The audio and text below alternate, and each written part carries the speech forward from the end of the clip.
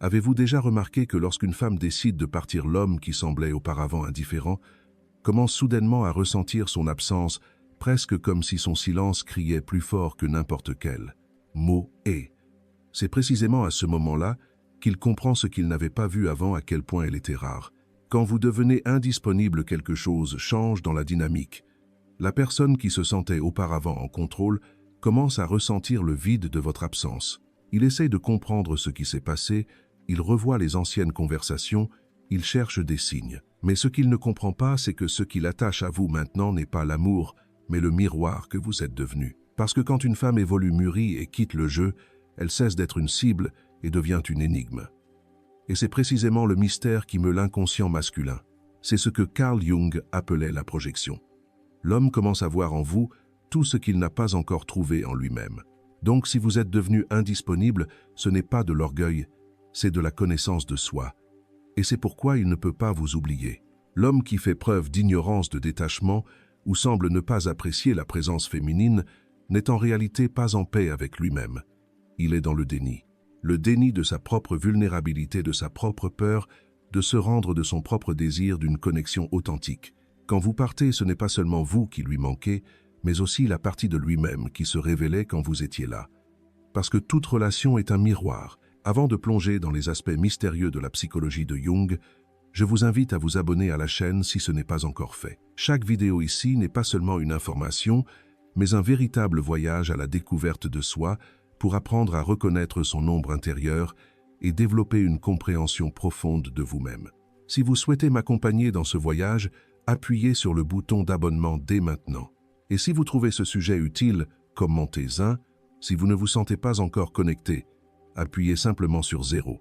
Chaque retour est une motivation pour que notre chaîne continue d'offrir des contenus profonds vous aidant à mieux vous comprendre.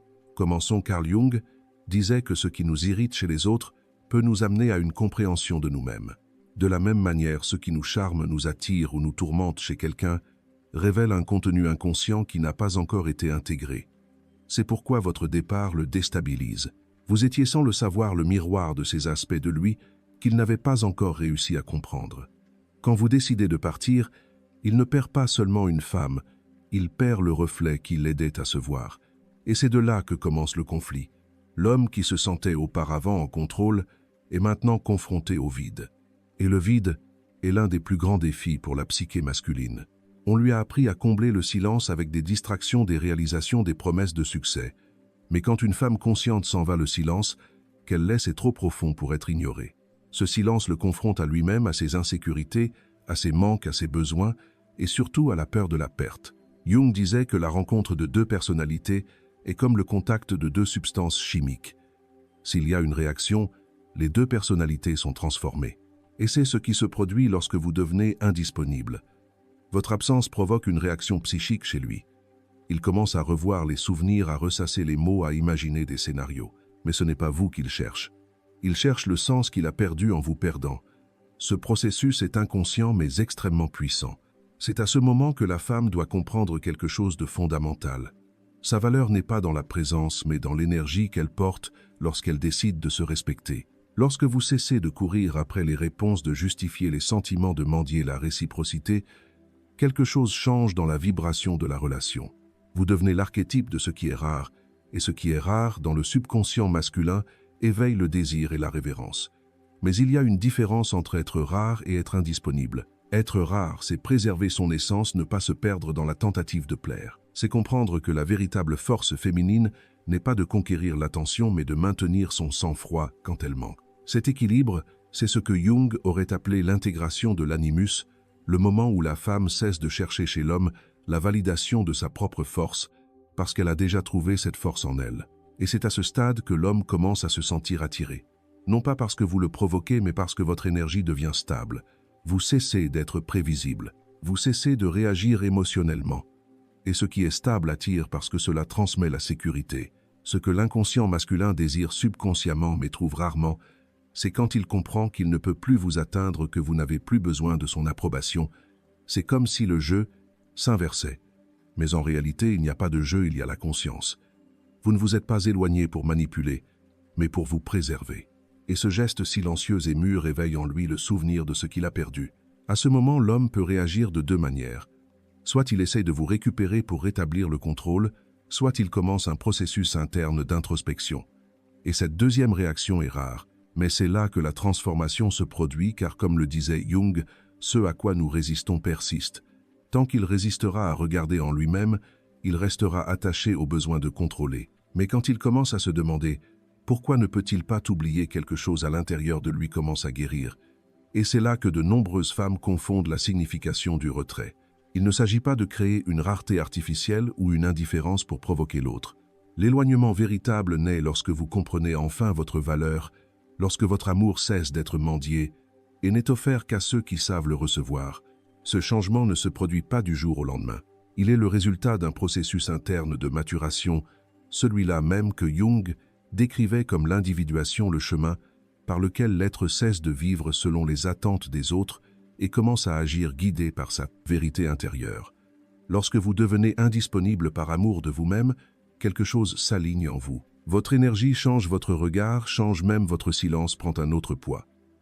Vous cessez de chercher son regard et commencez à regarder en vous.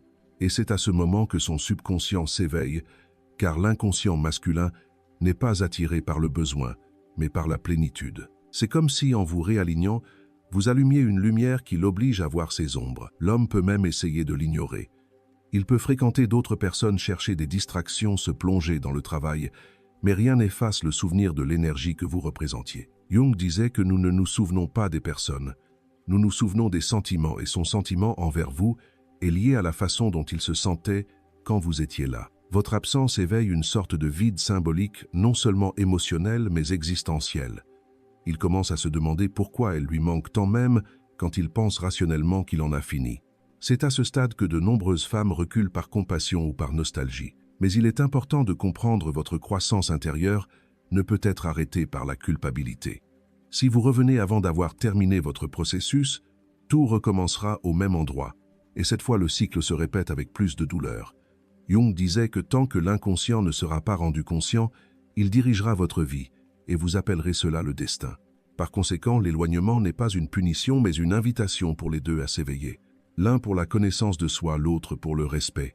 Et quand l'homme commence à comprendre qu'il n'a pas perdu n'importe quelle femme, mais quelqu'un qui le reflétait profondément, quelque chose change. Il commence à se souvenir du timbre de sa voix, des conversations qui le faisaient réfléchir, du calme qu'il éprouvait à ses côtés.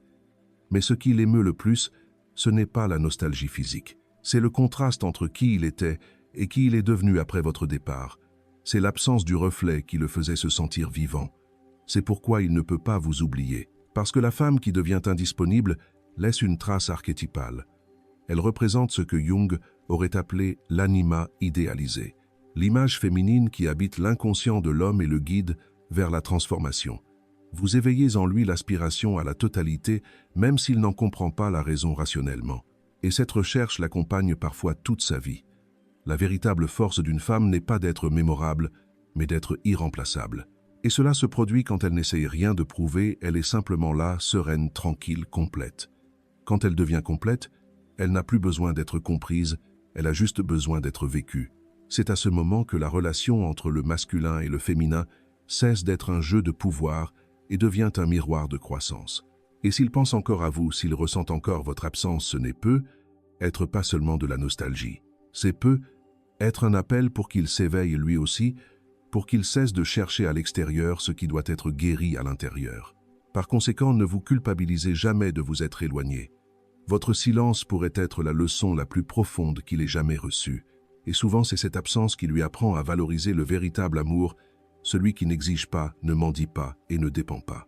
Ce que presque personne ne comprend, c'est que le retrait d'une femme émotionnellement mature n'est pas de la froideur. C'est le résultat d'un épuisement émotionnel, la prise de conscience qu'investir dans quelqu'un qui n'est pas prêt est un gaspillage d'énergie vitale. Carl Jung disait que ce à quoi vous résistez persiste, et la femme qui insiste pour rester là où l'amour ne coule pas finit par perpétuer sa propre souffrance. Par conséquent, partir est en réalité un geste de sagesse. C'est lorsque l'âme choisit de préserver ce qui lui reste d'elle-même. Lui cependant ne le comprend pas immédiatement.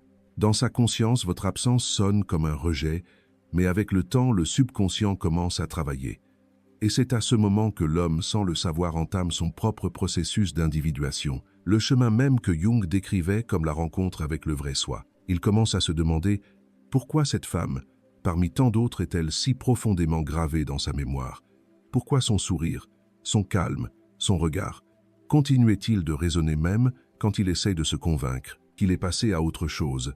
C'est parce que l'inconscient n'oublie pas ce qu'il a éveillé, et la femme consciente éveille l'inconscient masculin. Elle le confronte à ce qu'il craint le plus, la vulnérabilité. Elle montre sans dire un mot que le véritable amour exige la présence, pas le contrôle. Et quand il comprend que vous ne le poursuivez pas, que vous n'essayez rien de prouver, il se sent face à quelque chose qu'il ne comprend pas, quelque chose qu'il ne peut pas contrôler. Ce sentiment est puissant. Il affecte la structure psychique de l'homme, car pour la première fois, il doit faire face à la perte sans fuir au silence, sans distraction à l'absence, sans remplacement. Et c'est cela qui éveille le souvenir non pas de la femme elle-même, mais de la version de lui-même qui existait lorsqu'il était avec elle. La femme qui évolue spirituellement, émotionnellement et énergétiquement devient une sorte de miroir archétypal. Elle commence à représenter ce que l'homme cherche subconsciemment chez tous les autres, mais trouve rarement. Et c'est là que se produit le paradoxe intéressant. Plus elle s'éloigne, plus il ressent une proximité d'âme.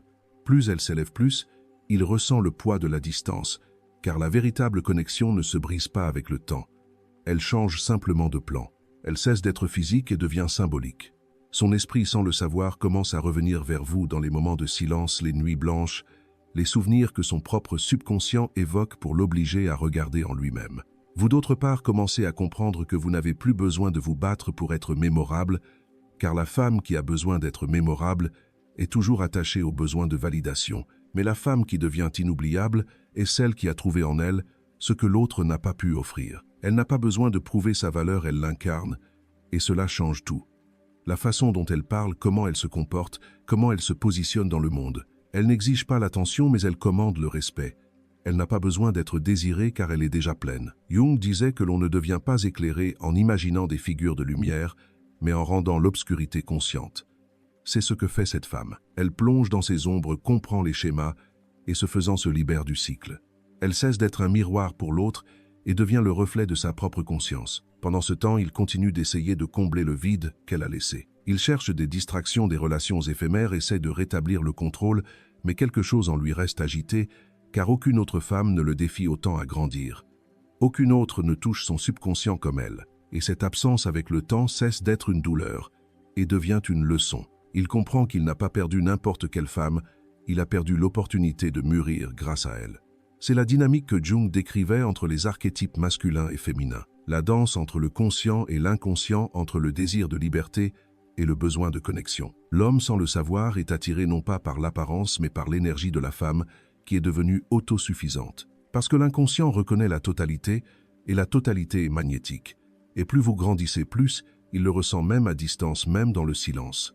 Parce que la connexion énergétique entre deux âmes qui se sont réellement rencontrées ne disparaît pas. Elle change juste de destination. Vous suivez votre chemin et son inconscient continue de vous appeler. Il y a quelque chose de profondément symbolique dans la façon dont la femme éveille la conscience de l'homme même sans essayer. Cela ne se produit pas par stratégie, mais par énergie. L'énergie féminine, lorsqu'elle est en équilibre, porte en elle une force tranquille, une sérénité qui désarme l'inconscient masculin. C'est l'énergie de la présence de l'intuition et de la sensibilité des éléments que Jung considérait comme des expressions directes de l'anima, l'aspect féminin de l'âme qui habite chaque homme. Lorsque vous devenez indisponible, cette énergie cesse d'être accessible pour lui, et c'est comme si son inconscient perdait le contact avec sa source intérieure d'équilibre. L'homme qui ne comprend pas son propre monde émotionnel a tendance à chercher à l'extérieur ce qui lui manque à l'intérieur. Il cherche chez d'autres femmes, dans les conquêtes, dans le pouvoir. Mais en réalité, il cherche à se reconnecter à la partie de lui-même que vous représentiez. La femme consciente éveille l'archétype de l'anima sous forme vivante. Et une fois éveillé, il ne peut plus être ignoré. C'est pourquoi certains hommes reviennent, non pas parce qu'ils veulent aimer à nouveau, mais parce qu'ils ressentent le besoin de trouver ce qu'ils ont perdu en eux. Seulement le retour est rarement complet car quand une femme évolue, elle ne revient pas au même endroit, elle change de fréquence. Et la réunification n'est possible que si les deux sont au même niveau de conscience. Pendant ce temps, elle commence à voir ce qui était invisible auparavant. Elle comprend que beaucoup des liens qu'elle appelait amour étaient en réalité des répétitions de vieilles blessures, des manques déguisés en passion. le désir d'être choisi confondu avec le désir d'être aimé. Et quand cette prise de conscience arrive, tout change, le regard change, le critère change, la vibration change. La femme qui comprend sa profondeur n'accepte plus d'être l'énergie de guérison pour ceux qui ne veulent pas guérir.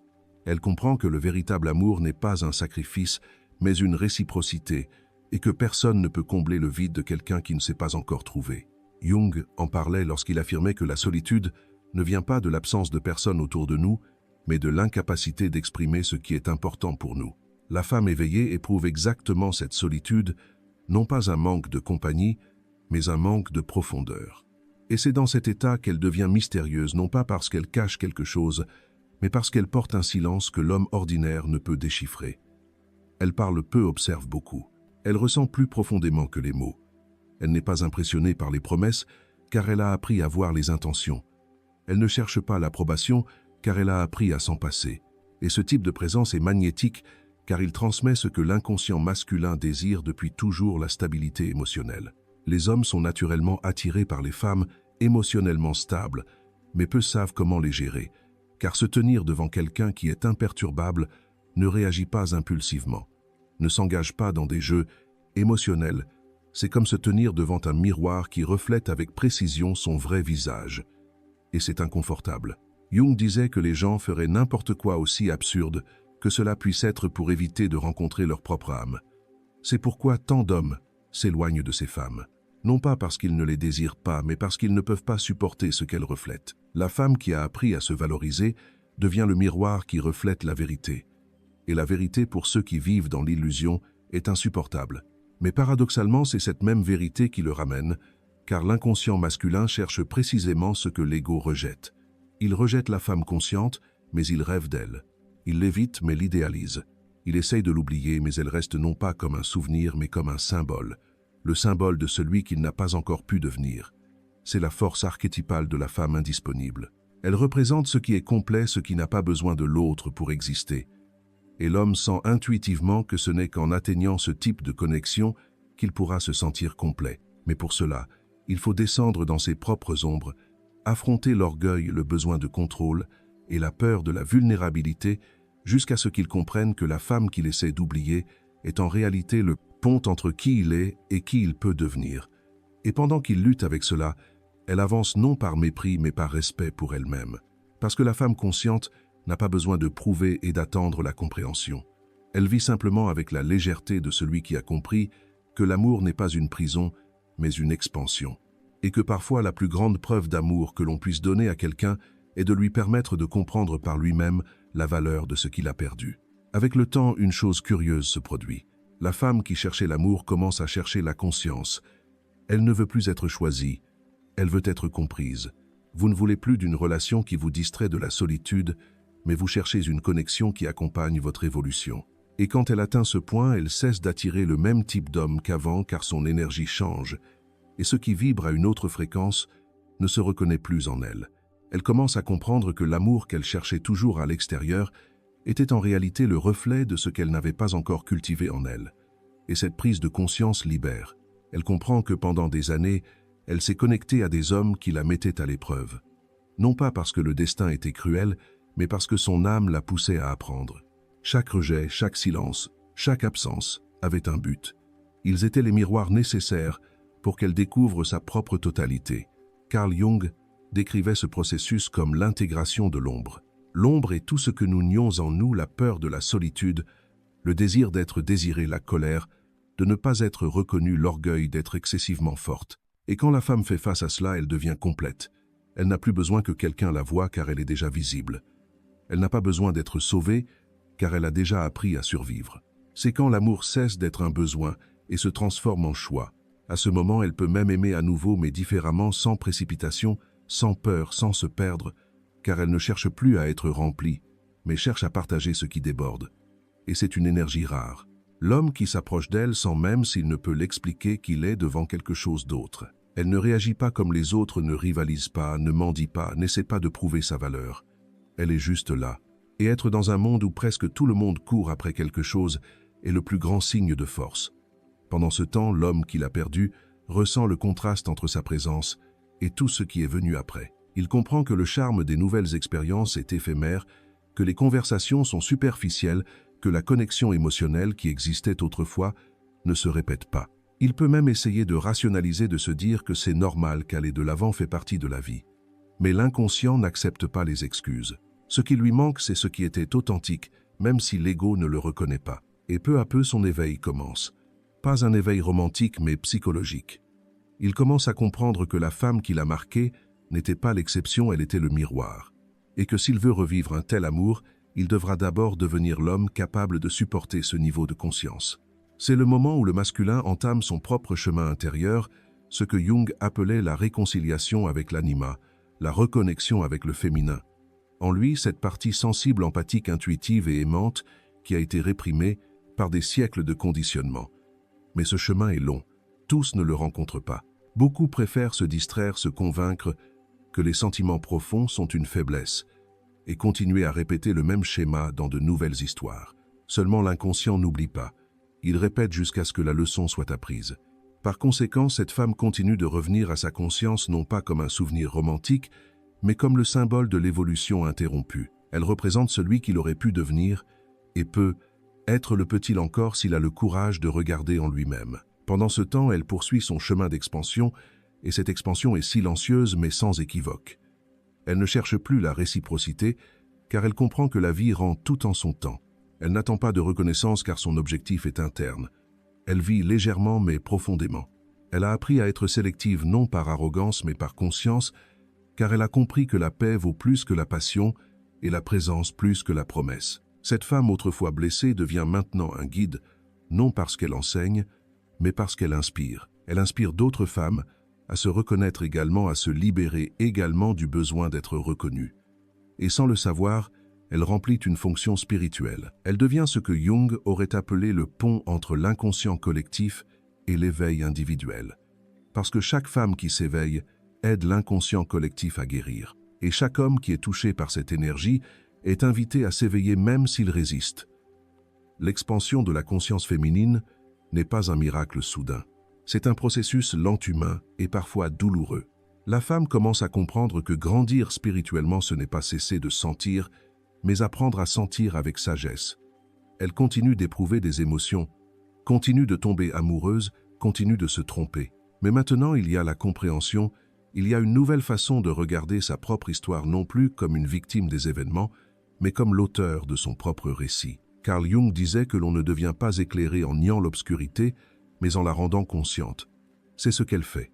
Elle cesse de fuir ce qu'elle ressent. Elle n'essaie plus d'effacer le passé, mais essaie de le comprendre. Elle comprend que ce qu'il appelait un échec amoureux était en réalité un miroir lui montrant à quel point elle dépendait encore de la validation externe. Et cette reconnaissance libère, car la véritable connaissance de soi ne promet pas un bonheur constant. Elle apporte la clarté, et la clarté est ce qui libère. Quand cette femme commence à vivre à partir de cette conscience, elle remarque un changement profond dans la façon dont elle se rapporte. Elle ne cherche plus l'intensité, elle cherche l'équilibre. Elle ne veut plus un amour qui la consume, mais un amour qui la soutient. Et c'est cette sérénité qui la rend attirante. L'homme qui croise son chemin sent qu'il est devant quelqu'un qui n'a plus rien à prouver. Cette présence commande le respect, et le respect éveille le désir d'être à la hauteur. Mais ici, un point important se pose. Tous les hommes ne pourront pas la suivre. Beaucoup se sentent menacés par la force tranquille de cette énergie. D'autres confondent la sérénité avec l'indifférence. Et certains ne peuvent tout simplement pas voir la valeur de ce qui est solide, car ils sont toujours obsédés par la recherche de stimuli éphémères. Cela ne signifie pas que la femme est en avance. Cela signifie simplement qu'elle est consciente. Et la conscience n'est pas un privilège, c'est une responsabilité. Elle comprend qu'elle ne peut changer personne, ni accélérer le processus de quiconque. On ne peut que vivre authentiquement et permettre à sa propre vibration de choisir ce qui reste et ce qui s'en va. C'est à ce moment que la solitude cesse d'être un fardeau et devient une alliée, car elle comprend qu'être seule n'est pas la même chose qu'être vide. La solitude est maintenant un espace de croissance, un silence de réflexion, une pause pour la connaissance de soi. Et paradoxalement, c'est dans cet état de plénitude que l'homme revient pas toujours en personne, mais en mémoire, parce que son inconscient sent que quelque chose a changé en elle. Elle n'est plus la même. Et c'est pourquoi il est nostalgique. Non pas parce qu'elle s'est éloignée, mais parce qu'elle a dépassé le cycle. Et lui toujours prisonnier du même schéma, sans qu'il a perdu quelque chose qu'il ne peut nommer. C'est le moment où la femme doit rester ferme, car lorsqu'elle s'éveille, il est naturel que la vie la mette à l'épreuve. Les vieilles situations peuvent revenir, les anciens liens peuvent réapparaître, mais maintenant c'est différent.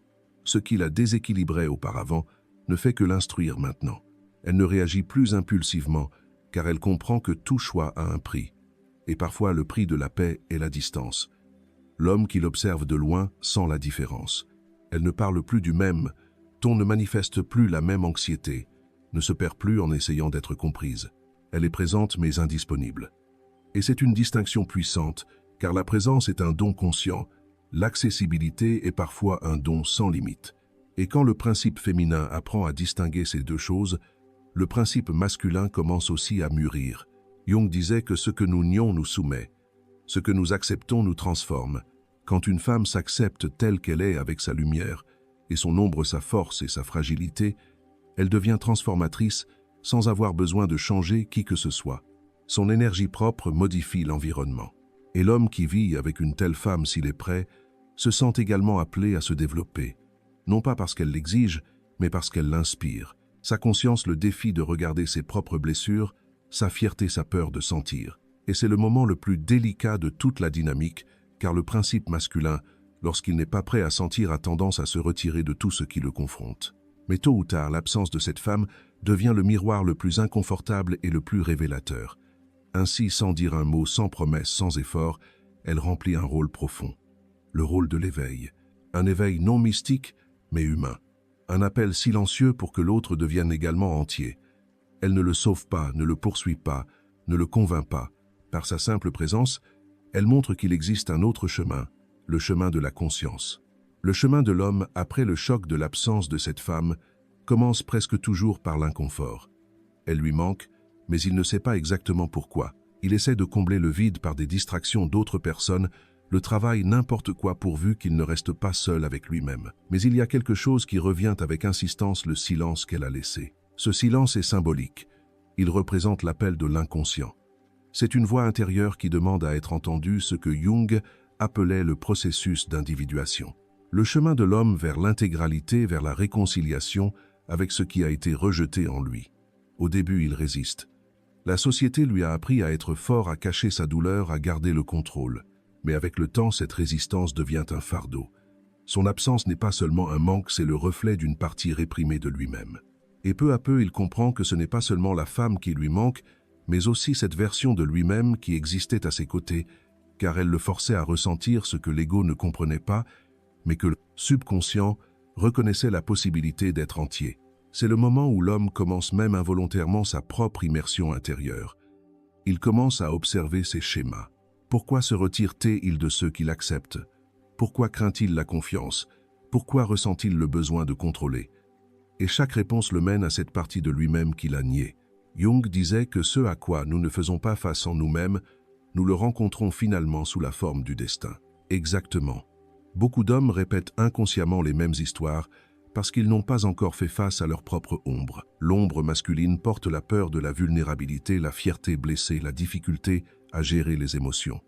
Et quand il commence à regarder cela, le premier sentiment qui surgit est la culpabilité. La culpabilité d'avoir perdu, d'avoir repoussé, de ne pas avoir valorisé cette femme quand elle était encore là. Mais la culpabilité à ce stade n'est que le début de l'éveil. Ce n'est pas une punition, c'est la conscience. Et c'est cette conscience qui ouvre l'espace à la transformation. Dans ce processus, il commence à comprendre quelque chose d'essentiel. Aimer, ce n'est pas contrôler, c'est comprendre.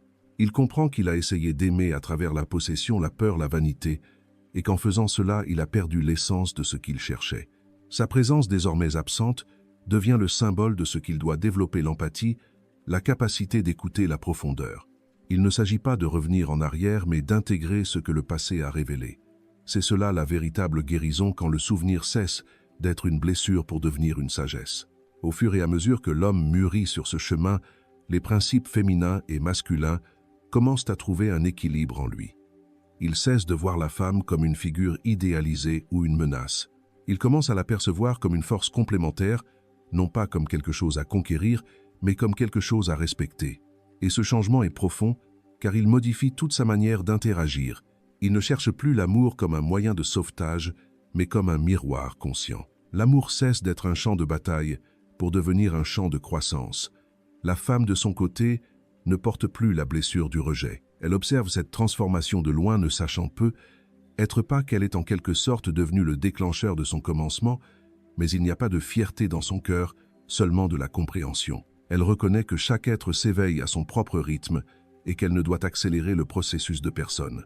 L'amour mature, comme le disait Jung, ne lie ni n'exige. Il ne fait que comprendre. Avec le temps, les deux changent. Elle est plus calme et plus entière. Il est plus conscient et présent. Peu, êtres se rencontreront-ils à nouveau? Peu, être pas. Mais le principal est qu'à un certain niveau, leurs âmes se sont transformées l'une par l'autre. La rencontre du masculin et du féminin, lorsqu'elle est vraie, n'est jamais vaine. Même si le lien se dissout sur le plan matériel, il demeure comme une leçon dans l'esprit. C'est ce que Jung appelait l'union des opposés, le point où l'homme et la femme cessent d'être des moitiés en quête de complétude et deviennent entiers par eux-mêmes. La femme parce qu'elle a découvert la force du silence. L'homme parce qu'il a pris conscience de la valeur de la sensibilité. Et lorsque les deux atteignent cet équilibre, l'amour cesse d'être une dépendance pour devenir un élargissement. Avec le temps, quelque chose se réorganise en lui. Ce qui était autrefois le chaos émotionnel devient perspicacité. Ce qui était autrefois un désir de contrôle se transforme en une soif de comprendre. Il commence à réaliser que la force qu'il a toujours admirée chez les femmes aimées, surtout chez celles qui l'a marquée, était liée à ce qu'il avait lui-même besoin d'éveiller: la sensibilité, l'empathie, la capacité de sentir sans se perdre. C'étaient des qualités qu'il considérait comme des faiblesses, mais qu'il reconnaît maintenant comme une partie intégrante de la maturité. C'est à ce moment que l'homme commence à se réconcilier avec son féminin intérieur, non pas par des gestes superficiels ou des discours modernes, mais profondément. Il apprend à écouter, à se taire quand il le faut et à ne pas réagir impulsivement. Il comprend qu'il n'a plus besoin de vaincre qui que ce soit pour se sentir homme. Le masculin mature, disait Jung, n'est pas celui qui domine, mais celui qui contient, qui soutient sa propre énergie de manière ferme et consciente. Cet homme comprend que la véritable force réside dans le maintien du calme, même face au chaos, et dans la protection non par obligation, mais par vocation. Cette transformation, cependant, ne se fait pas sans douleur. Le processus de connaissance de soi le confronte à toutes ces parties qu'il a évitées pendant des années. Les traumatismes, les erreurs, les souvenirs d'avoir blessé des êtres chers, les moments où il s'est enfui par peur de s'ouvrir. Mais maintenant, il n'essaie plus de s'échapper. Il comprend que la fuite n'élimine pas la douleur. Elle ne fait que la reporter, et que toute blessure ignorée grandit en silence jusqu'à devenir le destin. Avec le temps, il commence à se comporter différemment. Il parle moins, observe davantage. Il apprend que la présence, ce n'est pas être, c'est sentir. Il commence à voir l'amour non pas comme quelque chose qui le complète, mais comme quelque chose qui le révèle. Et ce changement est subtil mais puissant. Il cesse de chercher des femmes qui combleraient son vide et commence à s'intéresser à des liens qui l'aideront à grandir. La superficialité perd de son intérêt. Les conversations qui touchent l'âme lui manquent, les regards qui parlent sans mots, les liens qui apportent le calme et non l'euphorie. Il est curieux de voir comment la maturité change ce que l'on cherche. Avant, il voulait être admiré. Maintenant, il veut être compris. Avant, il voulait être désiré. Maintenant, il veut être authentique. Avant, il voulait de la compagnie. Maintenant, il veut de la présence. Et lorsque l'homme atteint ce niveau de conscience, il cesse d'être le même. Et cela affecte tout autour de lui. Sa façon de travailler change, ses amis change, ses centres d'intérêt changent. Il commence à choisir ce qui le nourrit spirituellement et non seulement ce qui le distrait. Mais surtout, il commence à reconnaître la valeur des femmes qui ont lancé ce processus en lui. Non pas avec regret, mais avec gratitude, car il comprend maintenant que les souffrances qu'il a vécues étaient le prix de l'apprentissage. Chaque relation a été un pont entre l'inconscient et la clarté, chaque perte une invitation à la connaissance de soi.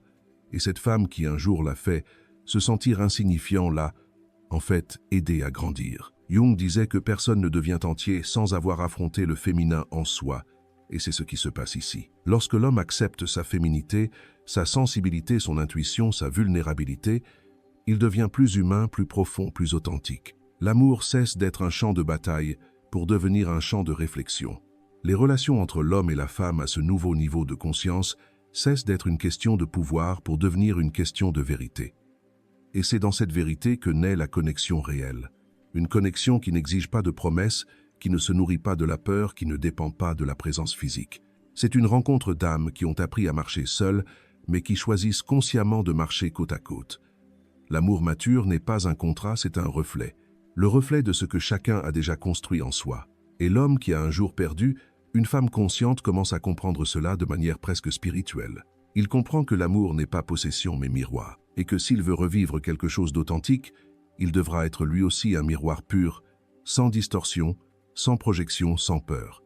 La maturité le change discrètement, et lorsqu'il retrouve l'amour, il ne cherche plus la femme idéale mais la réelle, celle qui le met au défi de grandir, non de rivaliser, celle qui l'enseigne par sa présence, non par des reproches. Lorsque cet équilibre commence à se manifester d'abord chez les individus, puis dans les groupes, la réflexion se propage silencieusement dans toute la société. Le monde ne change pas parce que les gens commencent à parler d'amour, mais parce qu'ils commencent à le comprendre dans son essence. Carl Jung considérait que la transformation collective naît toujours de la transformation individuelle. L'inconscient collectif se réorganise lorsque l'individu devient conscient, et chaque homme qui fait face à ses ombres, chaque femme qui reconnaît sa force, sans s'endurcir, contribue à ce changement.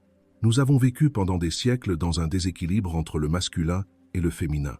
Le masculin s'est éloigné de la sensorialité et le féminin a été enseigné à se taire.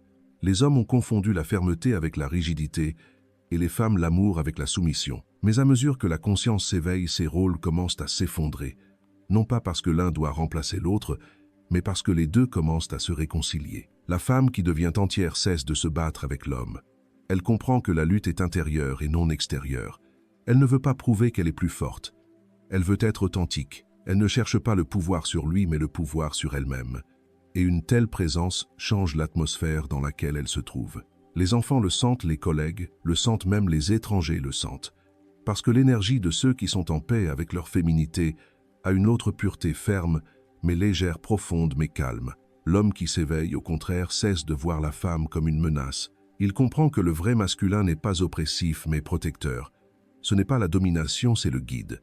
Il ne parle pas fort, mais il parle avec pertinence. Il comprend que le leadership, ce n'est pas commandé, mais inspiré. Et lorsque cet homme mûrit, le féminin autour de lui s'épanouit. Les femmes se sentent plus confiantes, plus authentiques, plus libres d'exprimer ce qu'elles sont. Non pas parce qu'il le permet, mais parce qu'il soutient un environnement émotionnel où l'authenticité est la bienvenue. Cet équilibre n'est pas une utopie. C'est un processus lent fait de petits gestes, de conversations honnêtes et de choix conscients. Il ne naît pas dans les discours publics, mais dans le silence privé. Il commence lorsque la femme choisit de ne pas réagir par la colère, mais par la clarté. Lorsque l'homme choisit d'écouter avant de se défendre, lorsque quelqu'un préfère comprendre plutôt que vaincre. Ces décisions simples sont les graines de la conscience qui ensemble transforment le collectif.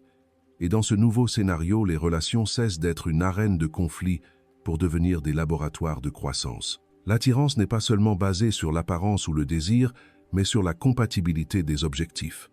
L'amour n'est plus un jeu de pouvoir, mais un échange d'énergie mature. Le dialogue devient plus important que la dispute et le silence cesse d'être une arme pour se transformer en un espace d'écoute. Lorsque le masculin et le féminin commencent à coexister à ce niveau, un nouveau type de lien émerge, conscient, libre, équilibré. Un lien qui n'exige ni possession, ni distance, qui n'étouffe, ni n'abandonne. Un amour qui enseigne et guérit sans avoir besoin de promesses, car les deux comprennent qu'ils ne sont pas responsables du bonheur de l'autre, mais uniquement de leur propre croissance. Et lorsque deux êtres grandissent côte à côte, ils créent naturellement quelque chose de plus grand qu'eux-mêmes. Cette transformation se reflète également dans la culture. L'art change la langue, change même les canons de beauté changent. La féminité cesse d'être associée uniquement à l'esthétique et commence à symboliser la sagesse. Le masculin cesse d'être associé à la force physique et commence à représenter la conscience. Les hommes commencent à admirer la subtilité, les femmes commencent à valoriser la stabilité émotionnelle. Et dans cet entrelacement, quelque chose de nouveau naît, un amour qui est moins une fantaisie et plus une vérité. Mais il est important de comprendre, ce processus n'est pas linéaire. Il y aura des rechutes, des résistances, des reculs, car l'inconscient collectif porte toujours les déséquilibres séculaires.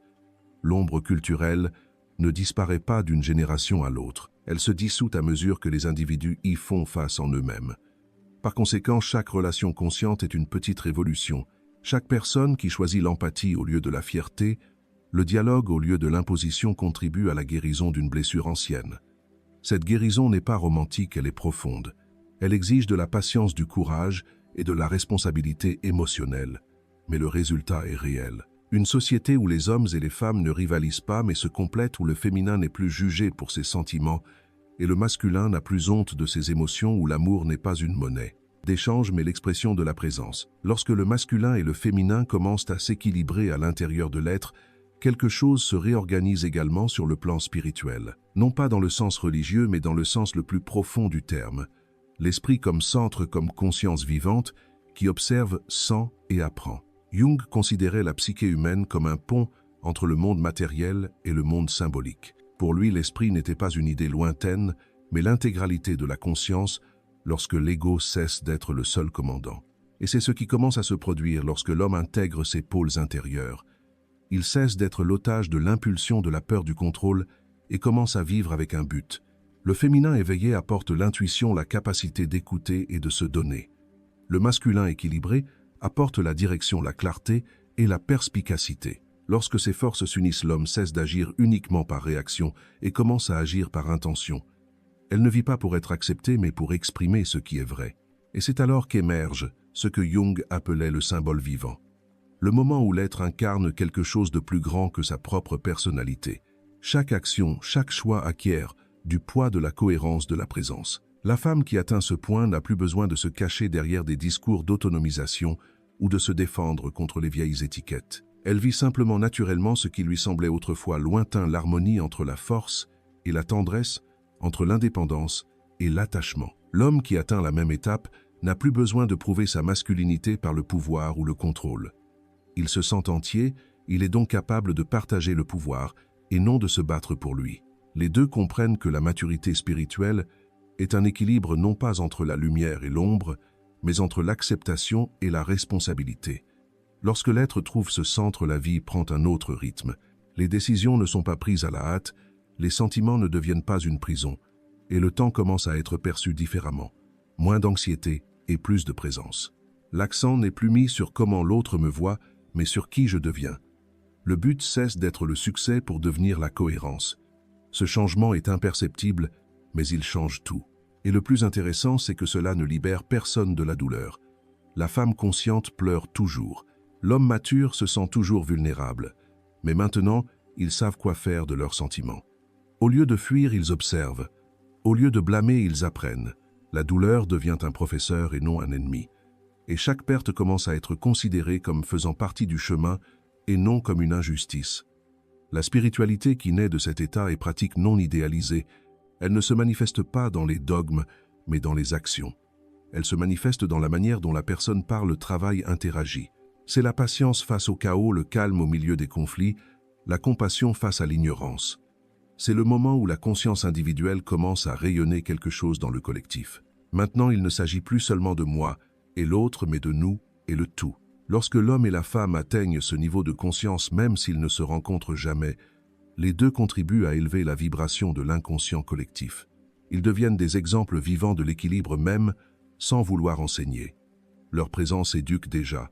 Et peu à peu, l'humanité commence à se souvenir de ce qu'elle a oublié, que l'amour n'est pas un sentiment, mais un état d'être. C'est la conséquence naturelle d'un cœur qui est en paix avec ce qui est. Mais il faut du réalisme. Cette conscience n'est pas constante, elle fluctue. Il y a des jours de clarté et des jours de confusion. Et tout va bien car le processus n'est pas une question de perfection mais d'intégration. Jung disait que l'illumination n'est pas atteinte en imaginant la lumière, mais en prenant conscience de l'obscurité. Par conséquent, l'équilibre spirituel n'est pas l'absence d'ombre, mais la capacité de vivre avec elle. Lorsque l'homme comprend cela, la vie cesse d'être une lutte pour devenir un dialogue. Un dialogue constant entre ce que l'on ressent et ce que l'on comprend, entre ce que l'on désire et ce que l'on choisit. Et c'est dans ce dialogue intérieur que naît la véritable vocation. Non pas celle idéalisée qui promet la grandeur, mais l'objectif simple et profond de vivre consciemment, d'aimer pleinement et d'agir avec présence. À mesure que cet état de conscience mûrit, la manière d'interagir change également. L'amour cesse d'être un besoin émotionnel pour devenir l'expression naturelle de l'équilibre intérieur. La femme qui cherchait autrefois la sécurité dans le lien comprend maintenant que la véritable sécurité naît de la clarté intérieure. L'homme qui craignait autrefois de s'ouvrir comprend que la vulnérabilité n'est pas une faiblesse mais la confiance. Et lorsque deux personnes se rencontrent à partir de cet endroit, les relations cessent d'être une tentative de combler des vides et deviennent un partenariat pour la croissance. Ces relations ont un autre rythme, elles ne sont pas mues par l'urgence mais par la présence. Il n'est pas nécessaire de se précipiter pour définir l'avenir, car le présent est plein. Il n'y a pas de jeu de pouvoir, car les deux savent qui ils sont. Et il n'y a pas de dépendance, car l'amour n'est pas basé sur la peur. C'est un amour silencieux et profond qui se construit davantage par des gestes que par des mots. Un amour où coexistent la liberté et l'engagement. Carl Jung disait que la véritable rencontre de deux personnalités est comme le contact de deux substances chimiques. S'il y a une réaction, les deux sont transformés. C'est l'amour conscient, une rencontre qui ne promet pas l'éternité, mais qui garantit la transformation. En lui, l'autre n'est plus considéré comme une moitié ou un sauveur, mais comme un miroir. La relation devient un espace de connaissance de soi mutuelle, où le conflit n'est pas une menace, mais un enseignant. Parce que lorsqu'il y a de la maturité, le désaccord cesse d'être un champ de bataille pour devenir une opportunité de croissance. Dans ces relations, le silence a de la valeur. L'espace est respecté, l'absence n'est pas une punition, c'est une pause. Il existe une compréhension naturelle du fait que chacun a son temps d'expansion et de contraction. Le masculin comprend quand il est temps de contenir et quand il est temps de céder. Le féminin sent quand il est temps de s'exprimer et quand il est temps de se retirer en soi. Et ce flux, lorsqu'il est respecté, maintient le lien vivant, non statique mais pulsant. À ce niveau même, la solitude acquiert un autre sens.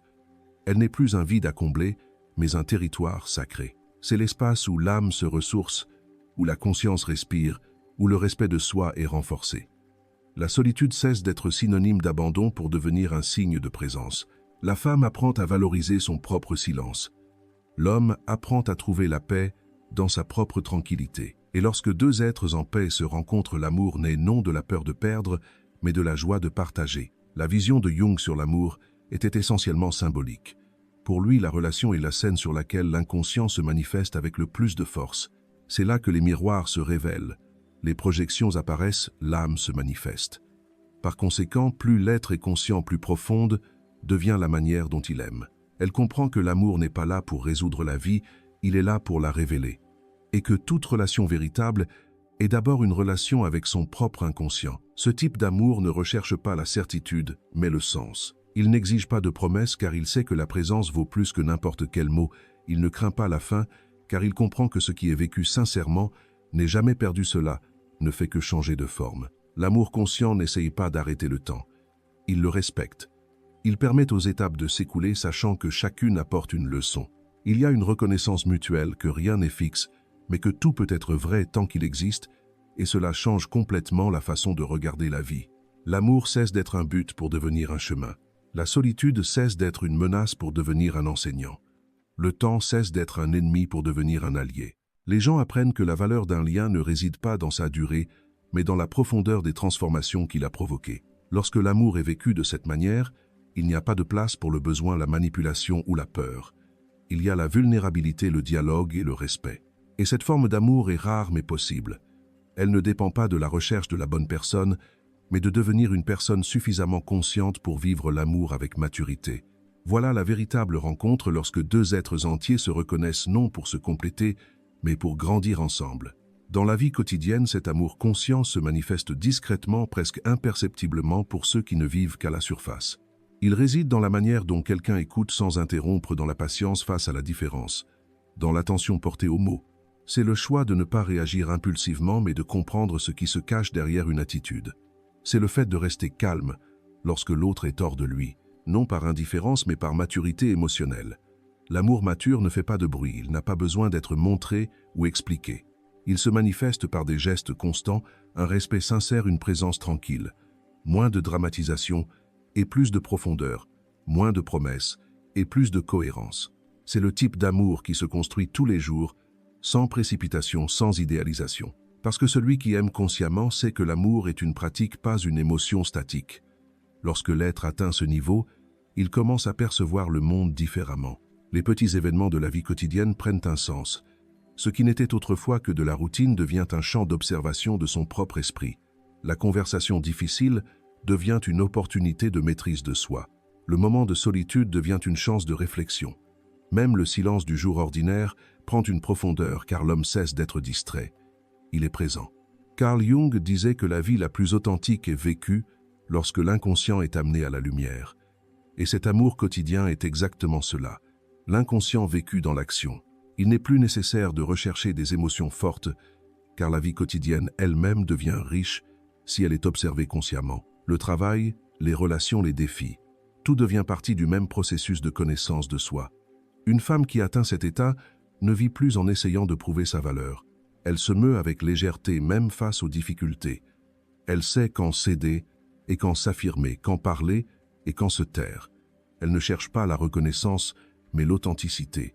Sa présence est calme, mais ferme, obéissante, mais inébranlable. Et cette énergie, plus que n'importe quel mot, transforme l'environnement. Les autres femmes sont inspirées non par son apparence, mais par sa sérénité. L'homme qui vit dans un tel état change également profondément. Il n'a plus besoin de rivaliser avec les autres hommes ou de dominer ceux qu'il aime. Il comprend que la vraie force est la stabilité et non l'agressivité. Il sait qu'être un homme, c'est avant tout être responsable de son énergie, de la manière dont il parle, réagit et accepte. Il comprend que le pouvoir oppresseur est fragile et que le pouvoir qui soutient est le seul qui demeure. Et lorsque le masculin mûrit le féminin autour, s'épanouit naturellement. Cette harmonie commence à se refléter dans tous les aspects de la vie. Le travail cesse d'être un simple moyen de survie et devient une extension du but. Les décisions ne sont plus prises par peur et commencent à être guidées par la cohérence. La vie cesse d'être un ensemble d'obligations et devient l'expression d'un sens. La conscience éveillée commence à voir la valeur dans les pauses, dans les liens humains, dans la beauté du simple. Et le destin auparavant perçu comme quelque chose qui arrive, commence à être compris comme quelque chose qui se construit à chaque choix. L'amour conscient redéfinit également la notion de succès. Il ne s'agit pas d'accumuler plus, mais de comprendre. Il ne s'agit plus de conquérir, mais de maintenir l'intégrité. Pas de victoire, mais d'évolution, sans nuire à ce que vous êtes. Et paradoxalement, c'est lorsque l'on renonce à la nécessité de prouver quoi que ce soit au monde, que le monde commence véritablement à vous reconnaître, car l'authenticité a une force que l'ego n'aura jamais. Elle attire, mais sans effort. Elle ne convainc pas, elle montre. C'est là que réside la beauté du réveil progressif. Il ne promet pas une vie sans douleur, mais offre une vie avec un sens. Il ne promet pas la perfection, mais l'honnêteté. C'est ce qui rend chaque geste, chaque choix et chaque connexion significatif. L'homme et la femme qui atteignent ce point comprennent que l'amour n'est finalement pas le but de la vie, c'est le chemin qui la rend vivante. Lorsque la conscience atteint ce degré de maturité, même la souffrance change de signification. Elle n'est plus considérée comme une punition, mais comme un mouvement naturel de l'existence, un signe que quelque chose à l'intérieur a besoin d'être réorganisé. L'on cesse de se demander « pourquoi cela m'est-il arrivé ?» et commence à se demander « qu'est-ce que cela essaye de m'apprendre ?» Ce simple changement de perspective modifie complètement l'attitude face à la vie. La souffrance continue de faire mal, mais elle ne détruit plus. Elle devient un processus et non une condamnation. Carl Jung disait qu'aucun arbre ne peut grandir jusqu'au ciel sans plonger ses racines en enfer. La maturité émotionnelle et spirituelle exige cette immersion. Descendre dans ses ombres, regarder les vieilles douleurs, accepter ce qui ne peut être changé et transformer ce qui est encore vivant. La femme qui a traversé le rejet, les pertes et les silences comprend que rien de tout cela ne l'a diminué, cela l'a seulement purifié. L'homme qui a été confronté à l'échec, à la culpabilité ou au remords comprend que ces expériences l'ont rendu plus humain. La douleur cesse d'être l'opposé de la lumière et devient une partie de celle-ci. Cette nouvelle relation avec la souffrance change la façon de gérer les défis quotidiens. Au lieu de réagir, la personne observe. Au lieu de blâmer, elle assume la responsabilité. Elle comprend que la vie n'est pas contre elle, mais avec elle la dirigeant exactement là où elle doit grandir. Et avec cette compréhension vient la sérénité qui ne provient pas de l'absence de problème, mais de la présence de sens. Même face au chaos, il reste un point de calme intérieur. C'est ce que Jung appelait le soi, le centre organisateur de la psyché, la conscience qui observe sans se fondre dans le drame. La personne qui découvre ce point cesse d'agir impulsivement. Elle comprend qu'elle n'a pas besoin de contrôler le monde pour se sentir en sécurité. Elle sait que certaines choses sont résolues par l'action et d'autres par la patience. Elle apprend à faire confiance au temps sans se relâcher. C'est de la confiance, non de la passivité, mais de la sagesse. C'est comprendre que chaque étape de la vie a son propre but et que la précipitation est une forme de peur déguisée. La femme qui vit à partir de ce même centre devient ferme sans perdre sa tendresse. Elle s'occupe de ce qui est nécessaire, mais ne porte pas ce qui ne lui appartient pas. Elle sait que certaines douleurs n'exigent pas une réponse immédiate, mais ont simplement besoin d'espace. Elle a appris à écouter son corps, à respecter son rythme, à distinguer l'intuition de l'anxiété, et cette écoute intérieure devient sa boussole. Elle n'a plus besoin de signes extérieurs, car la vie parle à travers le silence intérieur. Une telle présence possède une force tranquille. Les gens autour le remarquent sans savoir comment l'expliquer. Il y a quelque chose de différent dans le regard, dans la manière de parler, dans la manière de réagir. Le calme de celui qui est en paix avec son chemin inspire confiance. Et cette confiance n'est pas de la supériorité, c'est de la clarté. La clarté que chacun est dans son propre processus et qu'il n'y a pas d'urgence à se réveiller. Cette compréhension modifie également la relation au temps. La personne cesse de vivre pour l'avenir et commence à vivre le présent tel qu'il est. Non pas parce qu'elle a renoncé au rêve, mais parce qu'elle a compris que l'avenir naît de la qualité de la présence dans le présent. Elle comprend que rien n'est éternel, mais que tout est nécessaire tant qu'il existe. Les réalisations cessent d'être des trophées et deviennent l'expression de sa propre croissance. Et les pertes cessent d'être des tragédies et deviennent des opportunités de transformation. Avec le temps, la personne comprend que la vie n'a plus besoin d'être divisée en bonne et mauvaise. Elle est simplement vivante, pleine de contrastes, de paradoxes et de cycles. Et la sagesse est de naviguer dans ce flux sans résistance. Il ne s'agit pas d'accepter passivement tout, mais de comprendre le mouvement avant d'agir. Lorsque l'action naît de cette compréhension, elle devient plus précise, plus légère et plus efficace. C'est le moment où la maturité émotionnelle passe à la sérénité existentielle. La personne ne cesse pas de ressentir mais ne se noie plus dans ses propres émotions. Elle ne cesse pas de rêver mais ne se perd plus dans les attentes. Elle ne cesse pas d'aimer mais ne dépend plus de l'amour pour se sentir complète. Elle reste humaine, mais maintenant avec la conscience. Et la conscience confère à la personne une profondeur que seule la souffrance semblait révéler auparavant. Avec le temps, cette sérénité se consolidera comme une forme de liberté intérieure.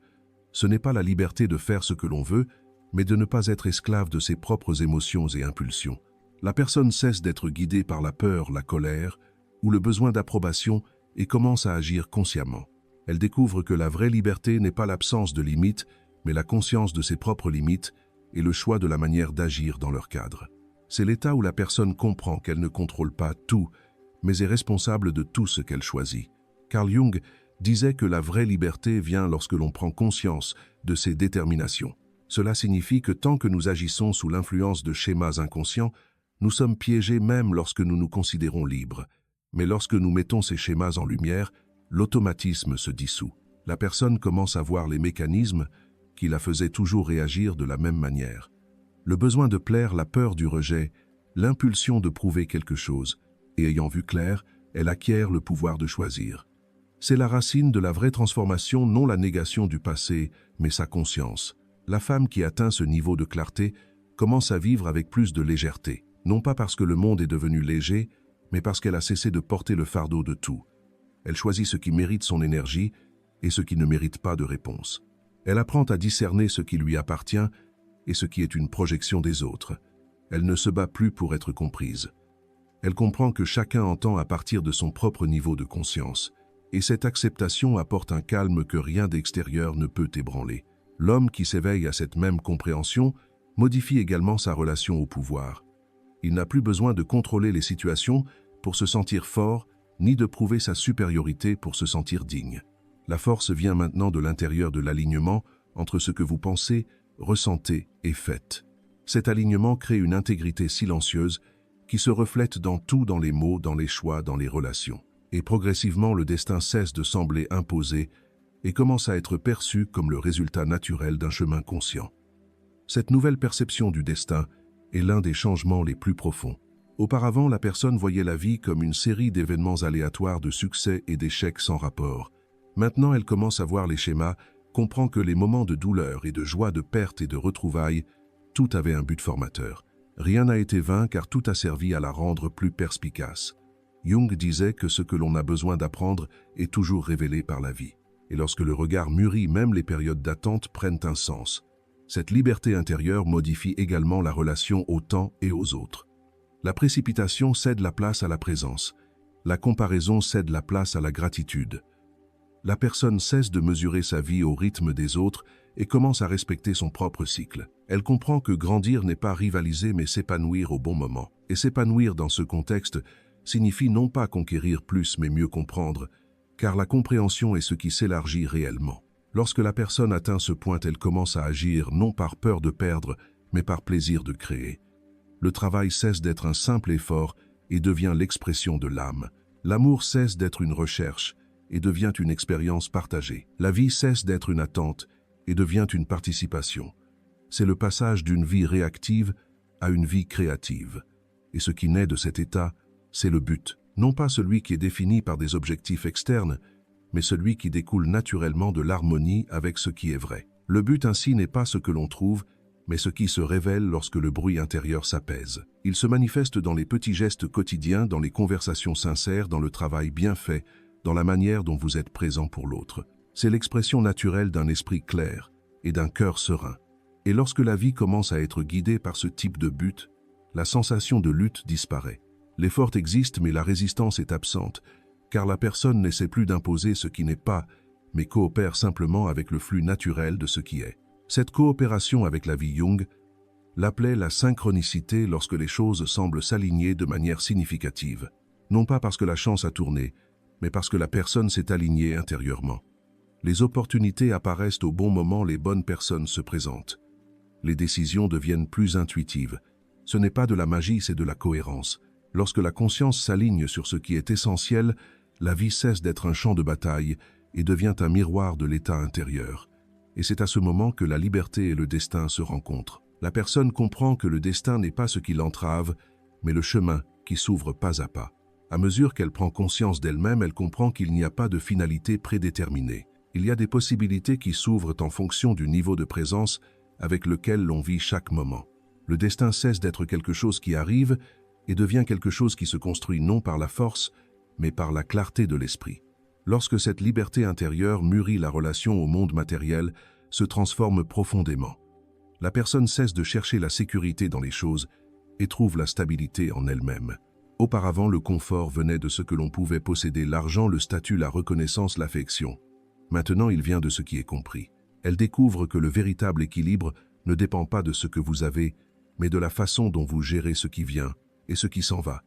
Et cela change toute la façon de travailler, de planifier les désirs. L'homme et la femme vivant dans cette conscience apprécient toujours le succès mais ne le confondent plus avec la valeur personnelle. Ils travaillent avec dévouement mais sans obsession. Ils savent que le travail est un moyen d'expression et non une mesure de l'existence.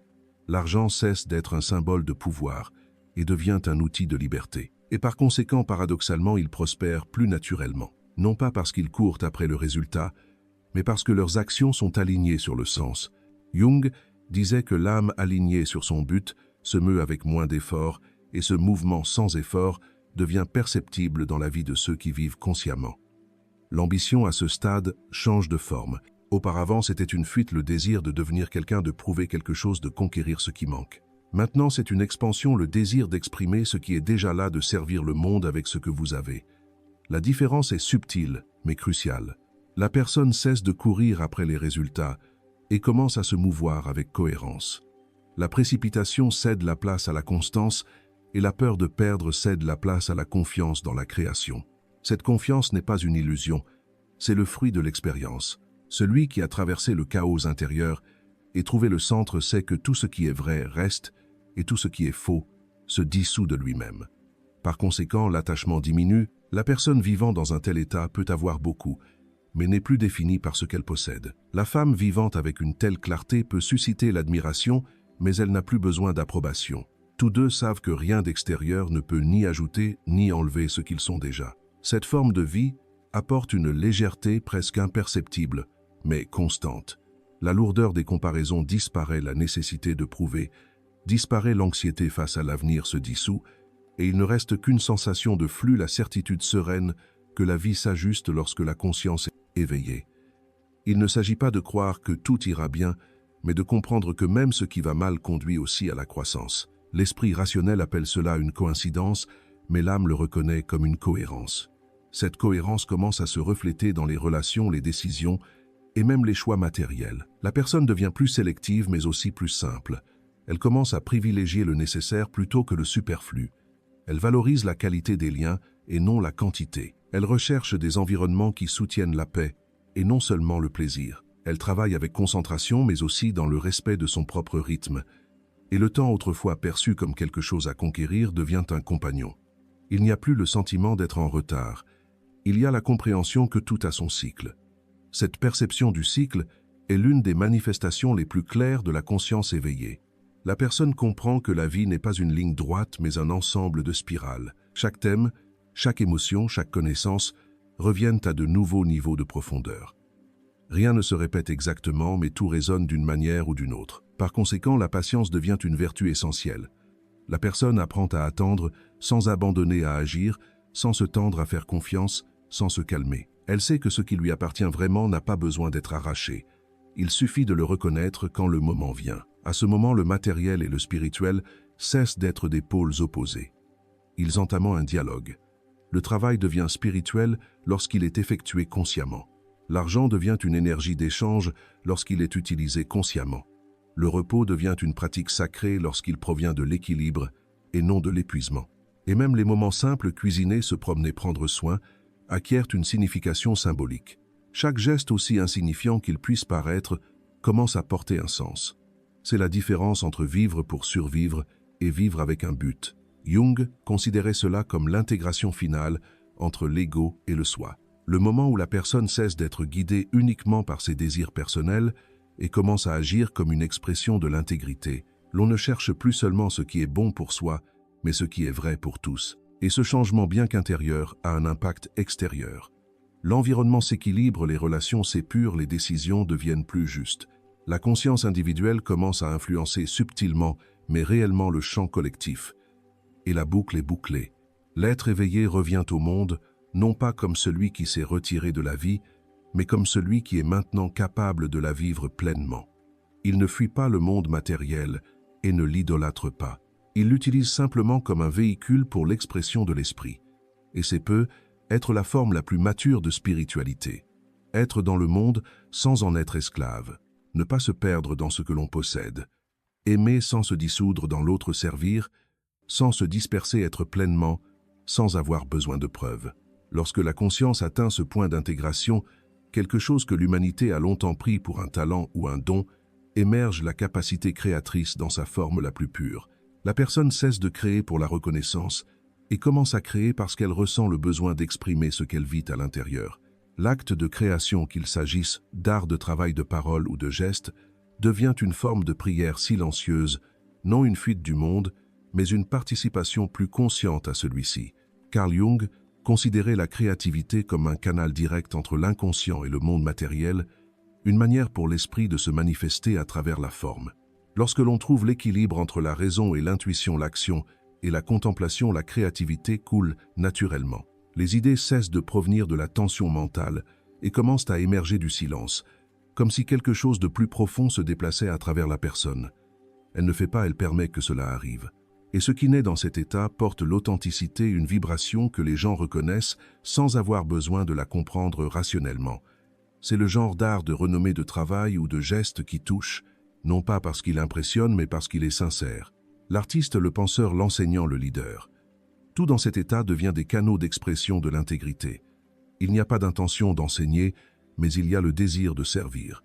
Ce qui est fait intentionnellement cesse d'être une stratégie et devient un témoignage de présence. Et la beauté de cela est que l'héritage est créé sans effort. Il n'est pas planifié comme un monument, mais reste comme une trace.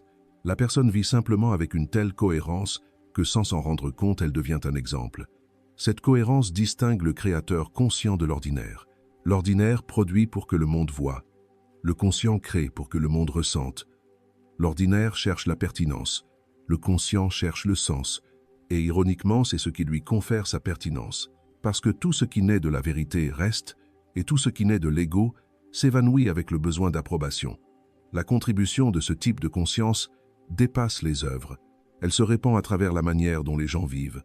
L'être éveillé inspire par son exemple. Elle ne parle pas d'évolution, elle la démontre. Elle ne parle pas de paix, elle irradie la paix. Sa simple présence a un impact.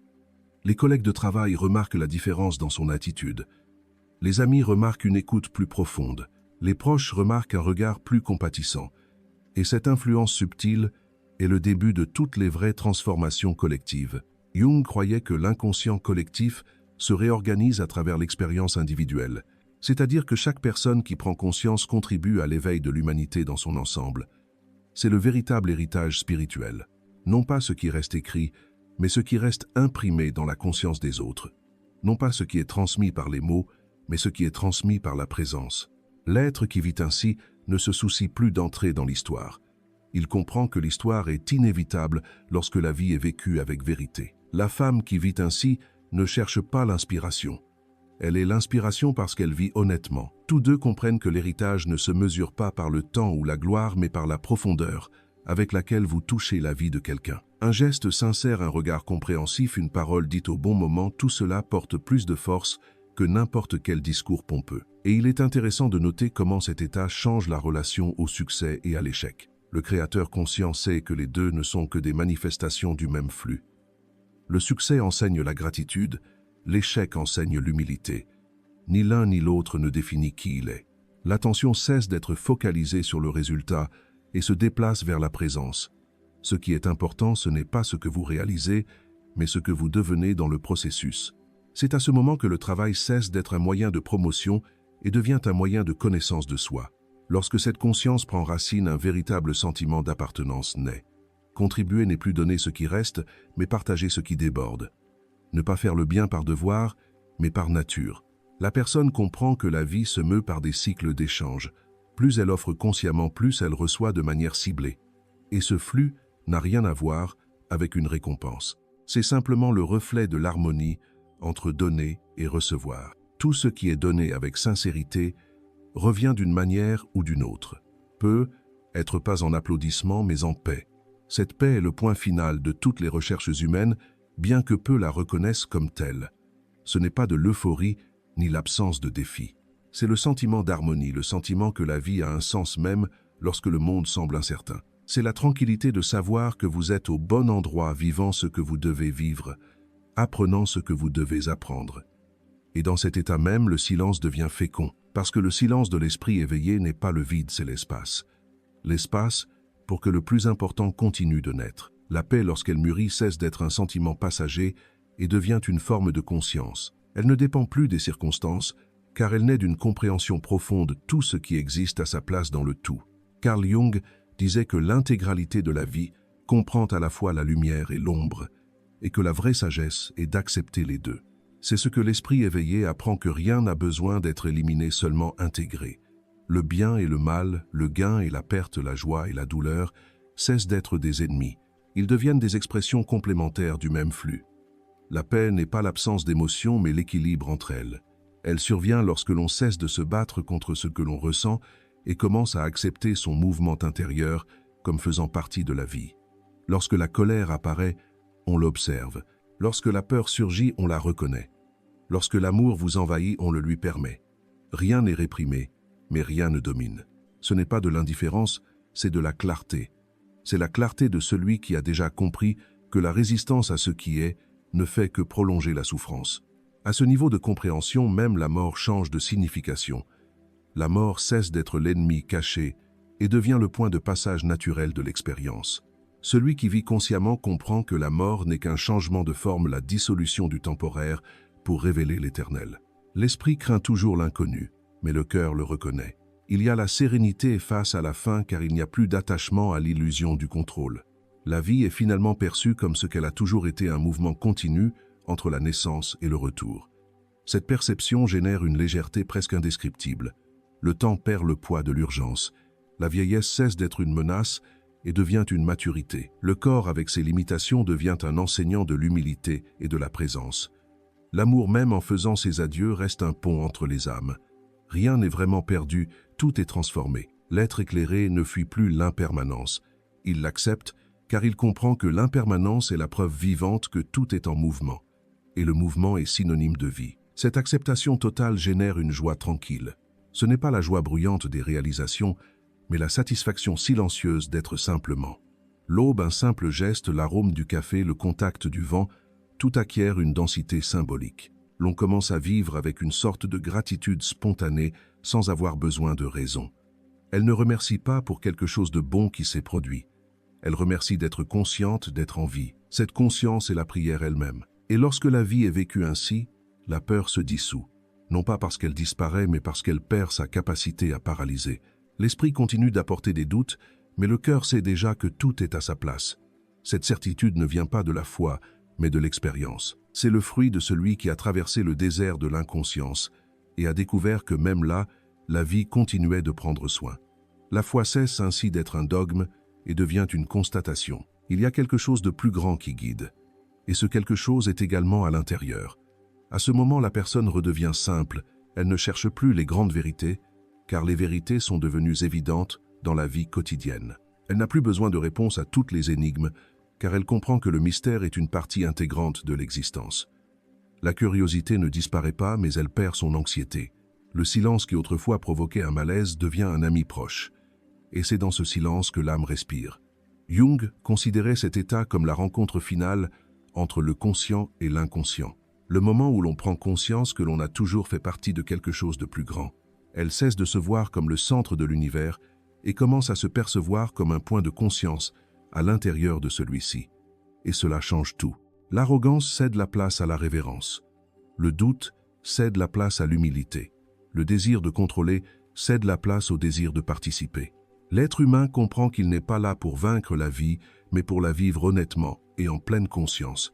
Et c'est précisément cette clarté qui devient la paix. Non pas un calme immuable, mais une paix qui respire avec le mouvement de la vie.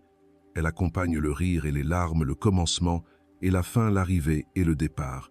C'est la certitude que tout a sa place. Et quand on comprend cela, l'amour cesse d'être un sentiment dirigé vers quelqu'un pour devenir un état de présence devant tout. Lorsque cette paix se stabilise à l'intérieur de l'être humain, elle commence naturellement à se manifester dans les relations humaines. La vie commune cesse d'être un champ de discorde et devient la prolongation de la conscience elle-même. L'individu n'entre plus dans une relation pour obtenir quelque chose, mais pour partager ce qu'il est. Et ce faisant, il réveille chez les autres ce qui dormait depuis longtemps, le souvenir qu'eux aussi peuvent vivre avec légèreté, vérité et conscience. La compassion surgit spontanément. Ce n'est ni de la pitié, ni de la supériorité. C'est la reconnaissance silencieuse que tous mènent leur propre bataille, même si c'est de différentes manières. La personne claire n'a pas besoin d'un pardon forcé, car elle comprend que les erreurs font partie de l'apprentissage humain. Elle ne garde pas de rancune, non pas parce qu'elle est devenue froide, mais parce qu'elle a compris que la colère n'est qu'une façon de s'enfermer dans le passé. Et quand le passé cesse de dominer, l'énergie se renouvelle. La compassion change aussi sa façon de communiquer. Les mots deviennent plus simples mais plus précis. Il n'y a pas besoin de convaincre, seulement de partager. Elle parle par expérience et non par théorie. Et c'est pourquoi ce qu'elle dit a du poids. Même le silence, quand il émane d'elle, il parle d'un calme qui enseigne plus que toute explication. Carl Jung disait que connaître sa propre obscurité est la meilleure façon de gérer celle des autres. Celui qui se connaît profondément ne juge pas mais observe. Et celui qui observe sans juger a le pouvoir de guérir sans prononcer un mot.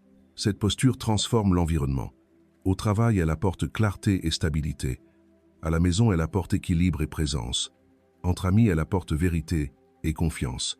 La personne consciente, sans le savoir, devient un pivot, car elle ne tente de changer personne, mais sa présence invite au changement. Et cela arrive parce qu'elle a cessé de réagir à tout ce qui est extérieur. Elle comprend que la seule vraie façon d'influencer le monde est d'être cohérente en son intérieur. Avec le temps, la compassion s'étend au-delà des relations proches. L'être humain commence à éprouver de l'empathie pour la condition humaine dans son ensemble. Elle comprend que la souffrance collective est la prolongation des douleurs que chaque individu porte et n'a pas guéri. C'est pourquoi elle ne nourrit plus le cycle de la haine et du jugement. Ne vous identifiez pas aux polarisations qui divisent le monde. Sachez que derrière chaque extrémisme se cache la peur, et derrière chaque peur se cache l'ignorance. Mais là où il y a ignorance, il y a aussi un potentiel d'éveil. Ce point de vue apporte une sagesse pratique qui se manifeste dans les petites décisions. Elle évite les conflits inutiles, mais ne se dérobe pas à la vérité. Sachez que la bonté n'est pas de la soumission, mais de la conscience, et que la fermeté n'est pas de l'agressivité, mais de la clarté. Apprenez à établir des limites calmement, sans hostilité. Et elle comprend que défendre sa paix n'est pas de l'égoïsme, mais une responsabilité. Car celui qui ne prend pas soin de son propre équilibre finit par propager le déséquilibre chez les autres. La personne en paix apprend également à valoriser l'écoute. Écouter non seulement ce que dit l'autre, mais aussi ce qui se cache derrière ses mots, ses besoins, ses peurs, ses souvenirs. Elle comprend que souvent les gens parlent à partir de leurs blessures et non de leurs intentions. Cette compréhension résout la plupart des conflits. Elle répond moins et comprend plus. Et ce faisant, vous créez un espace pour que l'autre se voie lui-même. Dans la vie quotidienne, cette sagesse se manifeste par des actions simples, bien traiter ceux qui ne peuvent rien offrir en retour, être patient quand tout semble lent, garder son calme quand tout semble déplacé, et rester honnête même quand personne ne regarde. Ces actes apparemment insignifiants ont un impact profond. Ce sont des gestes qui transforment l'environnement et touchent l'inconscient collectif, ce même inconscient que Jung considérait comme le champ où se rencontrent toutes les âmes humaines. Avec le temps, l'être humain comprend qu'il n'est pas nécessaire d'accomplir de grandes choses pour changer le monde. Il suffit d'être simplement présent entièrement, car la présence consciente est en soi une force de transformation. Elle agit invisiblement mais réellement. C'est le regard qui apaise la parole, qui dirige le silence, qui accepte. C'est le genre d'influence qui n'impose pas mais qui éveille. Et quand l'être humain commence à vivre ainsi simplement avec compassion en conscience, quelque chose change aussi dans la société. La violence perd de sa force parce que la conscience collective commence à s'équilibrer. Les relations deviennent plus sincères parce que la peur de la vulnérabilité diminue. Le travail devient plus humain parce que l'accent est mis sur le but et non sur le simple résultat. La paix individuelle commence à se propager par vagues jusqu'à atteindre l'invisible. C'est la sagesse pratique de la paix. Elle n'est pas statique. C'est un mouvement. Ce n'est pas une fuite du monde. C'est une participation consciente à celui-ci. Et chaque personne qui la vit rend le monde un peu plus clair, un peu plus humain, un peu plus entier. En fin de compte, tout se résume à un retour à l'essence. Après tant de recherches, tant de chutes, tant de cycles et de répétitions, l'être humain découvre que la vraie destinée n'a jamais été à l'extérieur. Elle a toujours été à l'intérieur. Le voyage n'était pas de trouver quelqu'un, d'accumuler des réalisations ou d'éviter la douleur, mais de se souvenir de qui vous avez toujours été. Carl Jung disait que ce que nous nions nous soumet et ce que nous acceptons nous transforme. Et c'est exactement ce qui se produit lorsque la conscience s'éveille. La vie cesse d'être un combat et devient un apprentissage. La femme qui est devenue indisponible l'a fait non par orgueil, mais par conscience. En s'isolant, elle a découvert sa force. Ayant perdu, il a appris à rester. Et dans ce processus silencieux, s'est éveillé non seulement l'homme qui ne pouvait la comprendre, mais aussi une nouvelle vision de l'amour. L'amour qui ne lit pas, n'exige pas, ne promet pas, mais élève. L'homme ressentant son absence a été appelé à regarder en lui-même, à affronter son propre vide, à nourrir son esprit. Les deux sont devenus les instruments de la même leçon. L'amour est un miroir, et chaque véritable miroir reflète ce qui doit encore être intégré. La rencontre du masculin et du féminin, à l'intérieur de chacun et entre les personnes, n'est pas la fin du chemin, mais le début de la réalisation. C'est quand l'homme apprend à sentir sans perdre sa fermeté, et la femme apprend à être ferme, sans perdre sa sensibilité. C'est quand les deux comprennent que la force n'est pas dans celui qui domine, mais dans celui qui comprend. Et qu'aimer au sens le plus profond, c'est se reconnaître dans l'autre et lui permettre d'être. C'est la liberté de ceux qui ont atteint le centre, ne pas fuir la douleur, mais ne pas y vivre non plus. Ne pas nier l'amour, mais ne pas en dépendre. Ne pas chercher le contrôle, mais agir avec clarté. La paix à ce moment cesse d'être un idéal lointain et devient la manière même d'exister. Ce n'est pas la fin du chemin, mais le début d'une nouvelle forme d'être au monde, plus légère, plus claire, plus entière. Parce qu'en fin de compte, la véritable victoire humaine n'est pas la domination de la vie, mais la réconciliation avec elle.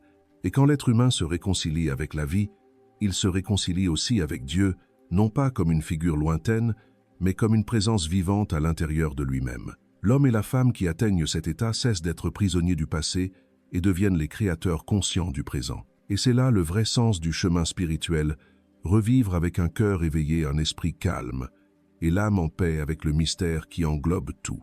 C'est le point où se rencontrent l'amour, la conscience et l'esprit. Non pas comme une promesse, mais comme une vérité, non pas comme une destination, mais comme un état d'être.